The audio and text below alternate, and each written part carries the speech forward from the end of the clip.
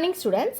Exercise 4.2ல நம்ம 6th sum பார்க்க போகிறோம்.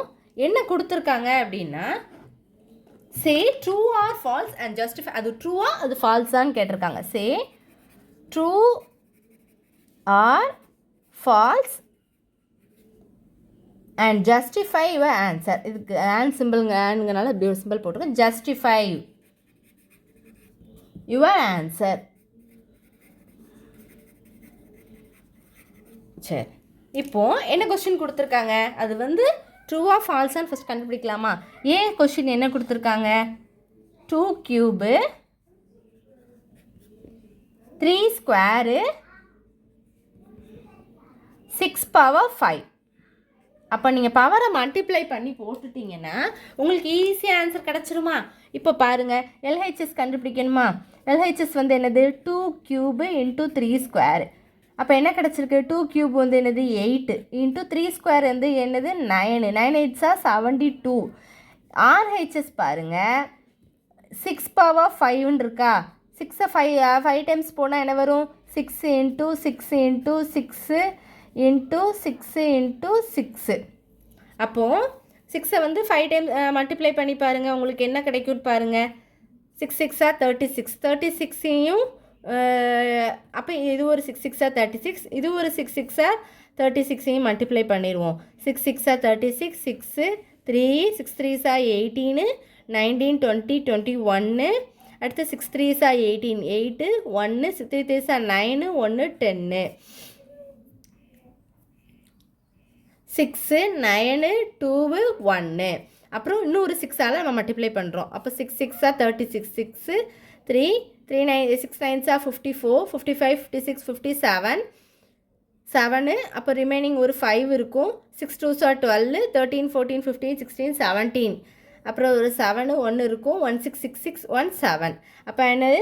7 7 9 6 தான் ஆன்சர். புரியுதா? அதாவது நீங்கள் வந்து பவரை மல்டிப்ளை பண்ணிவிட்டு ரெண்டும் ஈக்குவலாக வருதா, எல்ஹெச்எஸும் ஆர்ஹெச்எஸும் ஈக்குவலாக வருதான்னு பார்க்கணும். அப்போ என்ன வந்திருக்கு?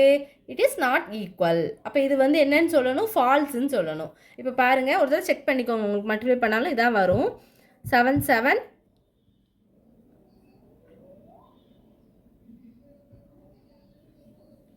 இது 7 தான் வரும். ஏன்னா 7 7 7 6லாம் நாங்கள் இது கேர்லெஸ் பண்ணியிருக்கேன். 7 7 6 3 7 போட்டு ஒரு 6 இருக்கும்.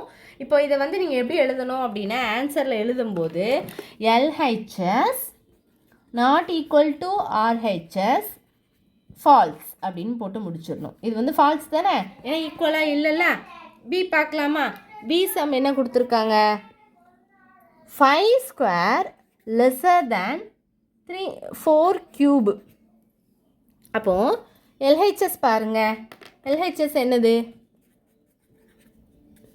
5 ஸ்கொயர் அப்படின்னா 25. ஆர்ஹெச்எஸ் பாருங்கள், 4 கியூப் 64. இப்போது அவங்க வந்து இதுதான், இதை விட இதுக்கு தான் கிரேட்டர் தென் சிம்பிள் அப்படி தான் பார்த்து போட்டிருக்காங்க. அப்போ அது வந்து ட்ரூ தானே, கரெக்டாக தானே இருக்குது. ஏன்னா நீங்கள் எழுதுங்க 5 ஸ்கொயர் 25 64. எது அதிகமாக இருக்குது? 64 தானே. அப்போ கரெக்டாக தானே போட்டிருக்காங்க. அப்போ எழுதும்போது ஆன்சரில் எழுதும்போது எல்ஹெச்எஸ்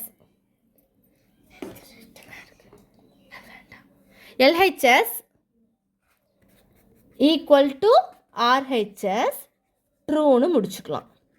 சி சம் பார்க்கலாமா? சி என்ன கொடுத்துருக்காங்கன்னு பாருங்கள்.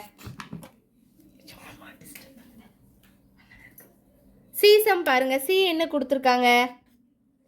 11 power 0 plus 6 power 0 plus 7 power 0 equal to 3. அப்போது எல்ஹெச்எஸ் பார்க்கலாமா? எல்ஹெச்எஸ் என்னது?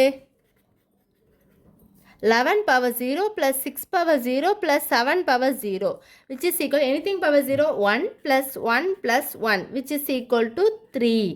ஆர்ஹெச்எஸ் உங்களுக்கு என்ன தான் இருக்குது? 3. அப்போ எல்ஹெச்எஸ் ஈக்குவல் டு ஆர்ஹெச்எஸ் ரெண்டு ஈக்குவலாக வந்துடுச்சு. அப்போ என்ன போட்டுக்கணும்? ட்ரூன்னு போட்டுக்கணும். இதெல்லாம் வந்து 1 வேர்டில் வந்து அவங்க கண்டிப்பாக கேட்க சான்ஸ் இருக்குது. ஸோ நல்லா பார்த்துக்கோங்க. டவுட்ஸ் இருந்தால் கண்டிப்பாக கேளுங்க. சப்போஸ் இந்த வீடியோ வந்து ஃப்ரெண்ட்ஸ் யாராவது பார்க்குறீங்கனாலும் உங்களுக்கு தெரிஞ்ச ரிலேட்டிவ் யாரும் 7th ஸ்டாண்டர்ட் சிபிஎஸ்சி சிலபஸ் தான் படிக்கிறாங்கன்னா கண்டிப்பாக இந்த வீடியோ வந்து ஷேர் பண்ணி விடுங்க ஸ்டூடெண்ட்ஸ். பேரண்ட்ஸ் பார்க்குறீங்கனாலும் கண்டிப்பாக இதை வந்து சப்ஸ்கிரைப் பண்ணி வச்சுக்கோங்க. ஸ்டூடெண்ட்ஸுக்கு படிக்க வேண்டிய நிறைய இருக்கும், நீங்கள் கொஞ்சம் அவங்க நோட் பண்ணாமல் இருந்தாலும் நீங்கள் கொஞ்சம் எழுதி கொடுங்க. கண்டிப்பாக உங்களுக்கு தெரிஞ்சவங்களுக்கு இந்த வீடியோ கண்டிப்பாக ஷேர் பண்ணி விடுங்க ஸ்டூடெண்ட்ஸ். தேங்க்யூ.